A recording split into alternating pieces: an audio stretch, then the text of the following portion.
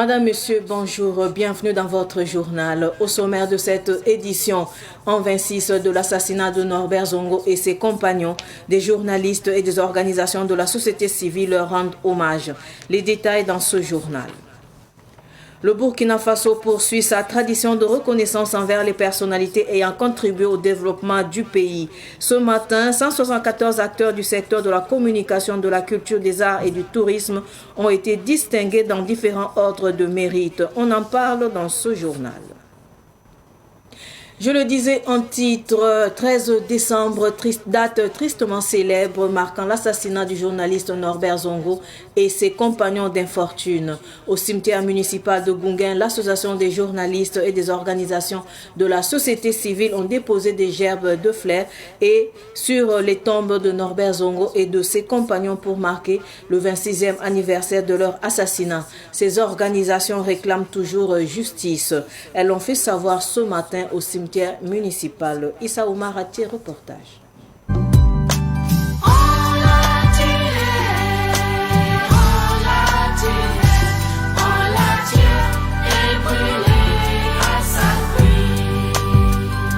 « 26 ans après l'assassinat de Norbert Zongo et ses compagnons, la douleur est toujours vive et le moral des familles est presque au talon. Membres d'organisations de la société civile, proches des disparus, hommes et femmes de médias, tous dans le recueillement, ici au cimetière municipal de Gounguin, dans la matinée de ce vendredi.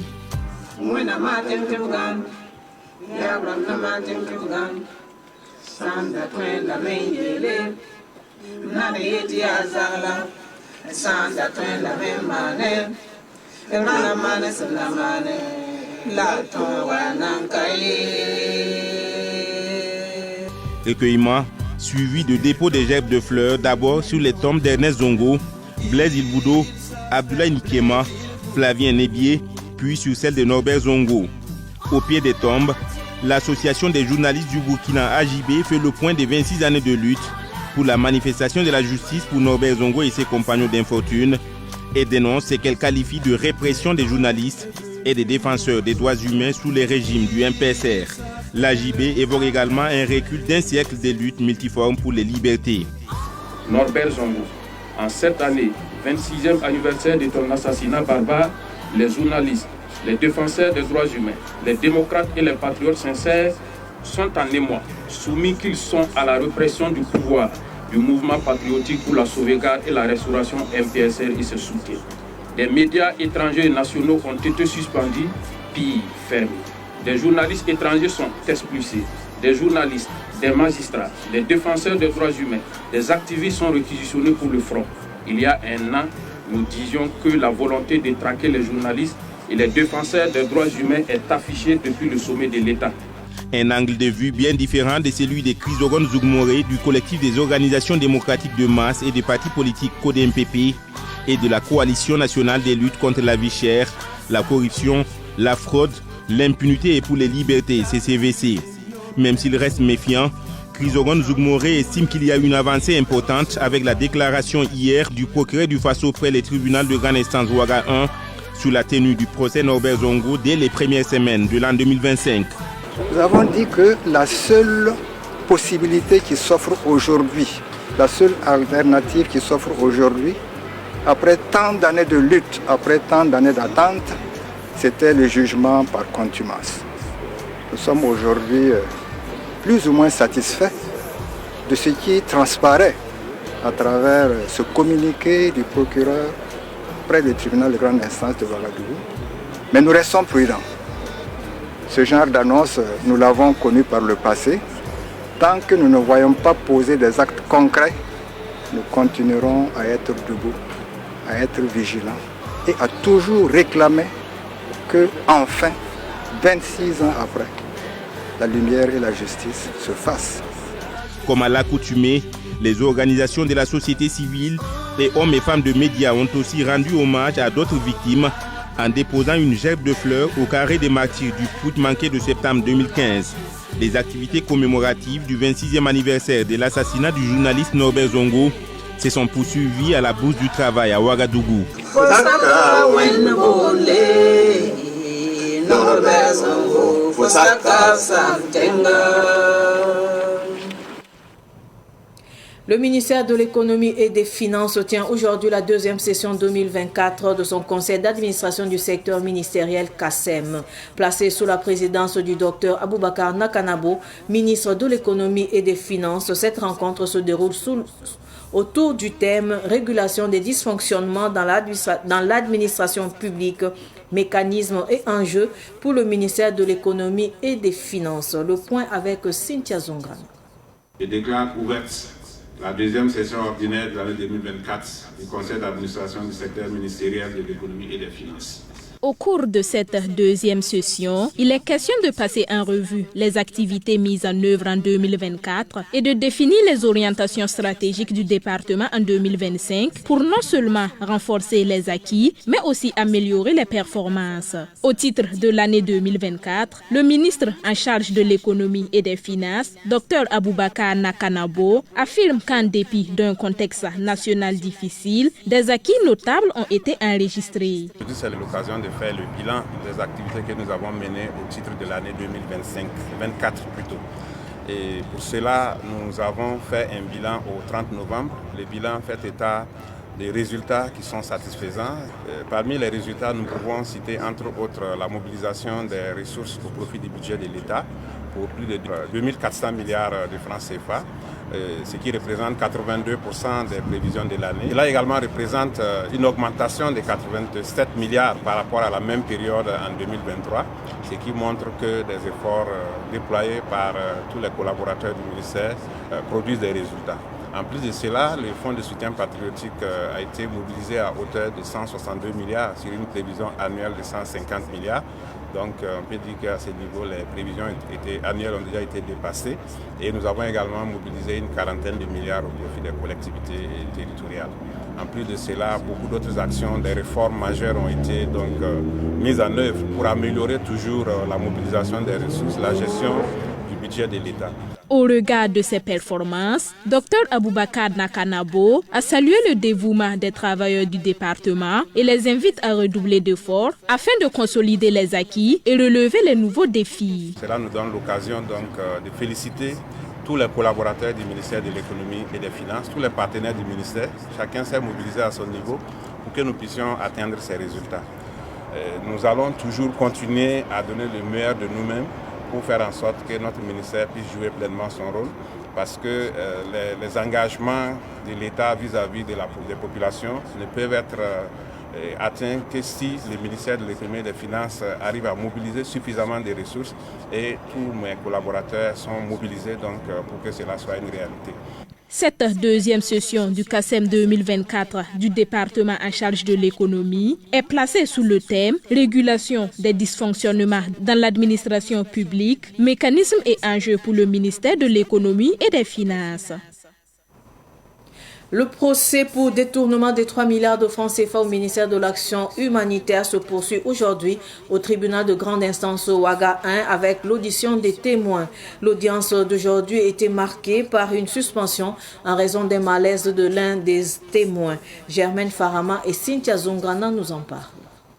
L'audience de ce vendredi a vite été suspendue suite à l'écroulement du témoin Zulkofi Konaté à la barre. Il était directeur des affaires administratives et financières du ministère de l'Action humanitaire de juillet 2020 à juin 2022. Zulkofi Konaté a été beaucoup cité par les prévenus Salifou Ouedraogo et Amidou Tieyan lors de leur déclaration à la barre et concernant certains détournements. Après avoir prêté serment, Zulkofi Konaté n'avoir pas constaté des irrégularités lors de son passage au ministère. Il a expliqué n'avoir pas connaissance d'une éventuelle imitation de sa signature en son temps. Pourtant, Petronil Tarpaga a fait savoir lors de son audition que 2 chèques frauduleux co-signés par Zulkofi Konaté sont passés en mars 2022. Mais Amidou Tieyan a rassuré que c'était à l'insu de son directeur qu'il avait soutiré de l'argent avec des chèques co-signés qui a servi plus tard à l'achat du véhicule de Petronil Tarpaga.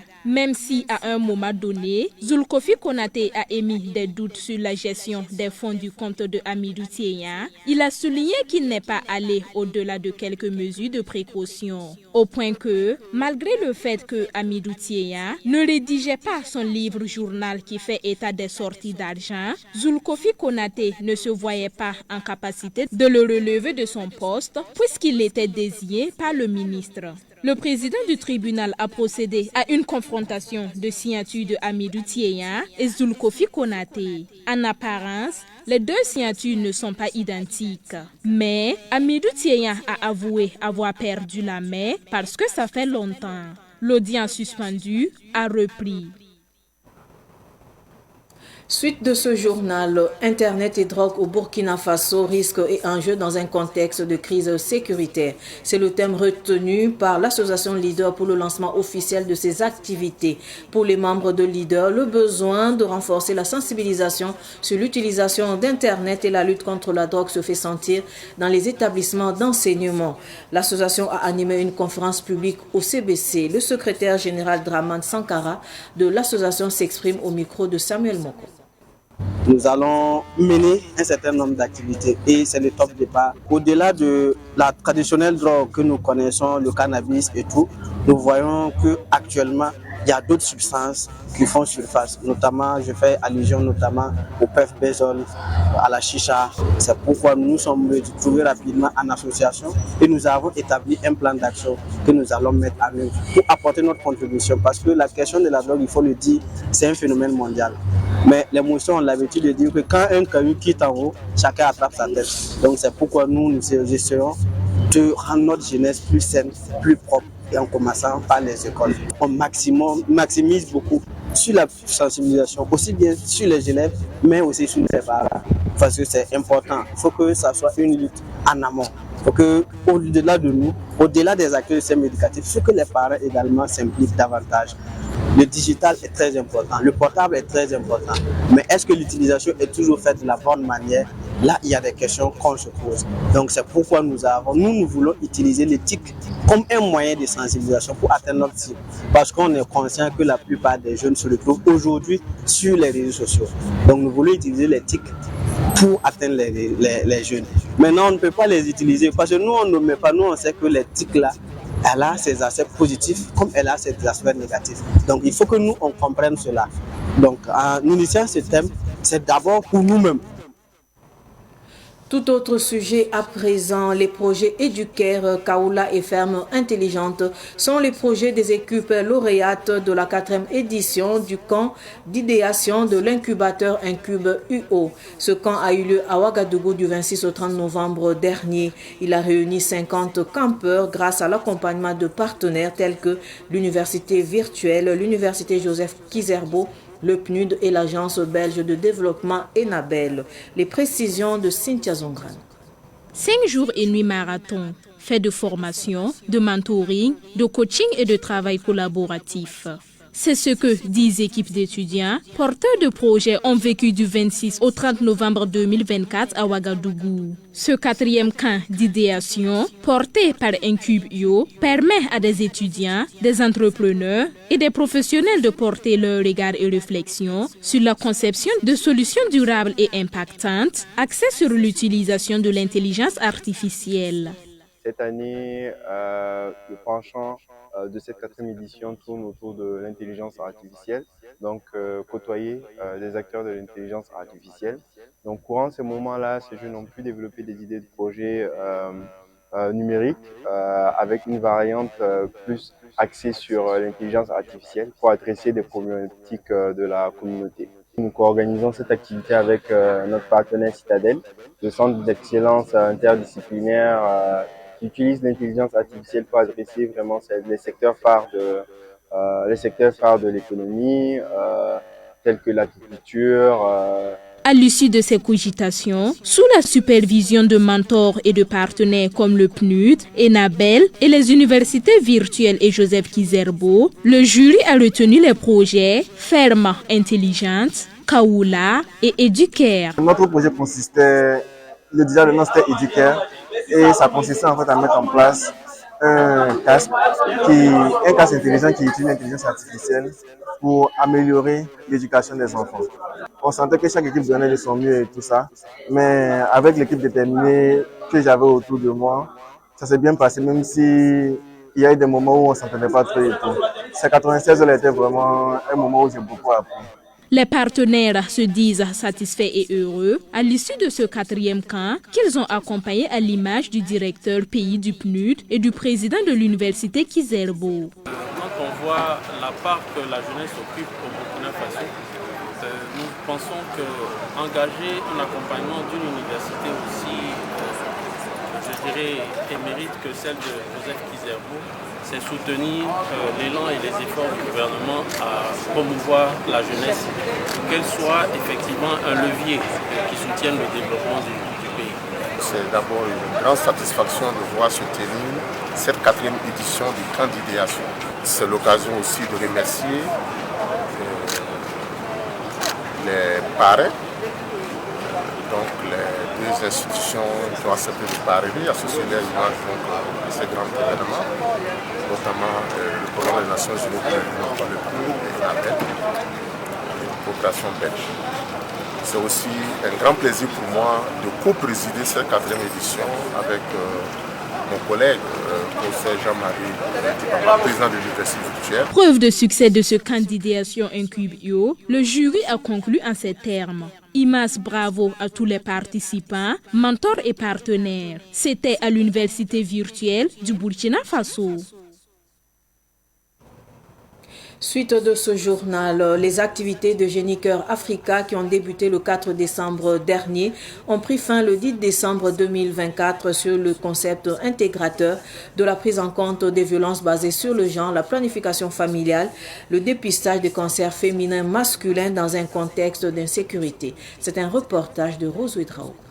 C'est après plusieurs jours de lutte, de sensibilisation sur le cancer féminin, masculin, la planification familiale et sur les violences basées sur le genre que l'association Génie Cœur Africa a tenu ce panel bilan. Ce panel bilan est jugé très satisfaisant. Actuellement, nous avons pu sensibiliser au moins 200 élèves collégiens au lycée de Dapelgo. La cerise sur le gâteau a été le dépistage du cancer de la prostate parce que, comme vous le savez, au Burkina cette année, on a vraiment mis le focus sur le rôle de l'homme dans le contexte de l'insécurité.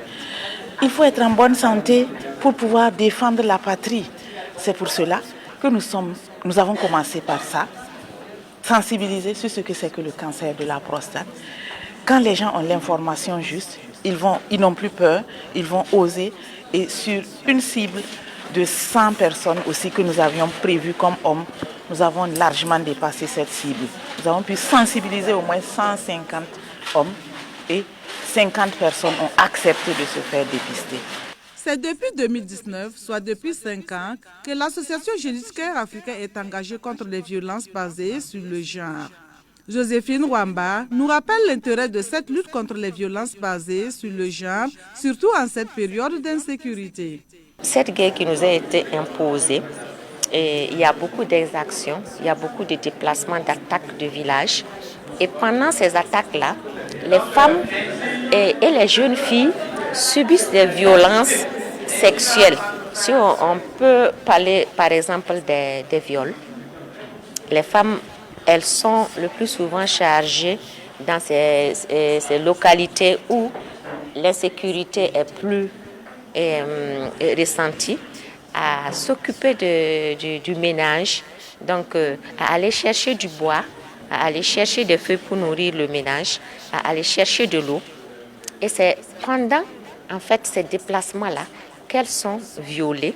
Elles sont parfois enlevées par des groupes terroristes et elles sont après fait objet sexuel et mettre du temps à être retrouvées et à revenir dans leur foyer. Au bout de ce panel, l'association Génie Cœur Africa met un stop à toute forme de maltraitance contre les deux sexes par des signes de main. L'association Génie Cœur Africa a également utilisé un court-métrage de Kadi Traoré intitulé « La sœur de quelqu'un » pour éveiller les consciences des participants. Des petites entreprises et des plans de développement des entreprises de 60 communes retenues dans les appels à projets de l'Union internationale pour la conservation de la nature ont reçu hier leur subvention financière. La cérémonie de remise de chèques a eu lieu à Ouagadougou en présence de Sidiki Kabri. Ce sont au total 499 bénéficiaires qui ont reçu la subvention comprise entre 2 et 10 millions de francs CFA soutenue par la Banque mondiale. L'objectif est de doter les bénéficiaires de moyens concrets pour renforcer l'adaptation des communes au changement climatique à travers la promotion des produits forestiers non lieux et des bonnes pratiques de gestion durable des paysages. Les conventions qu'on a remises, c'est des conventions de financement. C'est de l'argent qui va être remis à des gens qui nous ont proposé une idée de projet bancal.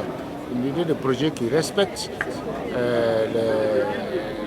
la faible émission des gaz à effet de serre et aussi qui va renforcer la capacité. Donc si vous voulez, c'est de l'argent, on finance, on donne de l'argent et cet argent nous a été confié par le ministère de l'Environnement sur la base de notre compétence technique.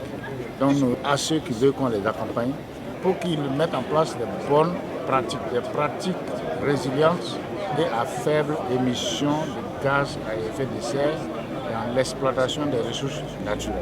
Le ministre de l'Environnement, président de la cérémonie, a exhorté les bénéficiaires à une gestion responsable et rigoureuse des fonds alloués pour garantir l'impact escompté. Pour la question de la réduction des émissions dues à la déforestation, à la dégradation des forêts, on peut faire des pas avec des acteurs qui vont produire des plants, qui vont mettre en terre des plantes qui vont permettre d'avoir des produits forestiers non ligneux, qui vont permet de travailler sur la chaîne de valeur pour que là où c'est difficile, les populations puissent avoir des sources de revenus. Les dons ont été reçus et les subventions sur des lignes directrices avec un protocole de dépenses.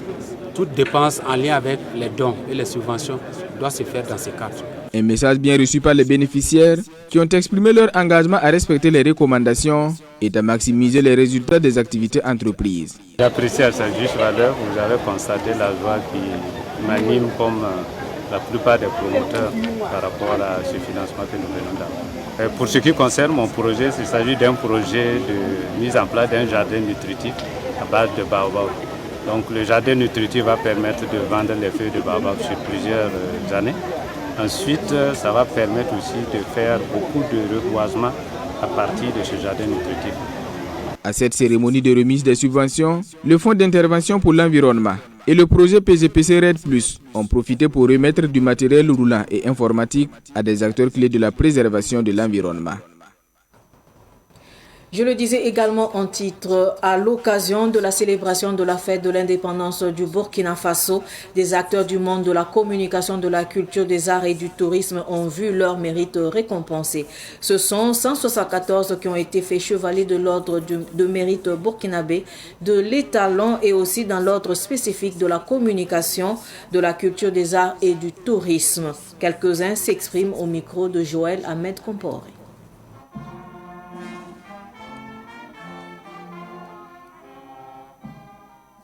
C'est une reconnaissance de 21 ans de carrière en matière journalistique qui a été reconnue aujourd'hui. Donc je ne peux que manifester ma joie et ma reconnaissance à l'endroit des plus hautes autorités du Burkina Faso pour cette reconnaissance. C'est une invite à mieux faire et à en tout cas faire un don de soi pour que la nation burkinabé reste debout. Monsieur Sayon, on est heureux ce matin, comme tous les récipiendaires. En vertu des pouvoirs qui nous sont conférés, parce que quand tu as la reconnaissance de la nation, c'est un encouragement à ne pas baisser les bras pour pouvoir continuer. Des pouvoirs qui nous sont conférés, nous vous faisons chevalier de l'ordre du mérite des arts, des lettres et de la communication avec Agrafe Tourisme et Hôtellerie. Je suis content d'être, je suis honoré de recevoir cette distinction de la part de mon pays. Mais je dois dire que je la dois à tous mes fans, à tous ceux qui étaient avec moi depuis le début de ma carrière jusqu'à aujourd'hui. Et aussi, je l'ai dit à ma famille, parce que sans elle, rien n'est possible. Alors, les projets, il y en a pas mal. On a sur un projet qui a de créer une académie des arts au niveau du Naouri. Donc je dirais qu'en tant que VDP de Limoges, je suis vraiment très content de savoir que tout ce que nous faisons nuit et jour est reconnu. et que je pense que c'est une invite aussi à redoubler d'efforts pour mieux faire. Et je voudrais vraiment dire merci pour cette distinction et puis dédier cette médaille à ma famille, à mes collaborateurs. Merci, nous sommes aujourd'hui pour une distinction à l'endroit du ministère et à l'endroit du pays, à l'endroit de la nation pour tout ce qu'on a fait pour la nation. Après près de 20 ans de carrière, aujourd'hui on est honoré de recevoir ça. L'ambassadeur de la République algérienne démocratique et populaire au Burkina Faso, Selman Mansouri, en fin de mission, a fait le point de la coopération au chef de l'État. L'ambassadeur Selman Mansouri a profité de l'occasion pour exprimer sa reconnaissance au chef de l'État et au peuple burkinabé. Le point avec Samuel Moko. La coopération entre l'Algérie et le Burkina Faso se porte très bien, mais nous devons toujours œuvrer pour la renforcer davantage. Nous sommes conscients de la difficulté de la situation globale, non seulement au Burkina Faso, mais aussi au Sahel. Et l'Algérie est soucieuse de se montrer aux côtés de ses frères en Afrique en général, est toujours prête à appuyer les efforts du Burkina Faso, notamment dans le cadre de la lutte contre le terrorisme et le maintien, la préservation de la stabilité nationale et régionale. Donc nous allons continuer ce travail, notamment à travers mon nouveau portefeuille ministériel. Je ferai pour renforcer les relations bilatérales et faire en sorte que l'Algérie continuera à soutenir le Burkina Faso et faire en sorte que la coopération bilatérale se développe et se renforce encore plus. Je garde vraiment de très très bons souvenirs du Burkina Faso et particulièrement du peuple du Burkina Faso, un peuple chaleureux, accueillant. Je me suis sentie dès le premier jour chez moi. Et donc je tenais aussi à le dire au chef de l'État que le peuple du Burkina Faso est particulièrement attachant. Hors du Burkina, avant de clore cette édition d'information, la France a un nouveau Premier ministre. Il s'agit du président du MoDem, François Bayrou. Il s'est vu confier aujourd'hui par Emmanuel Macron les rênes du gouvernement. Il succède ainsi à Michel Barnier pour tenter d'extirper la fin de l'impasse politique et budgétaire. Le centriste allié du président avait été reçu dans la matinée à l'Élysée. Ainsi s'achève cette édition d'information. Merci de rester fidèle au programme de Savane TV. Au revoir.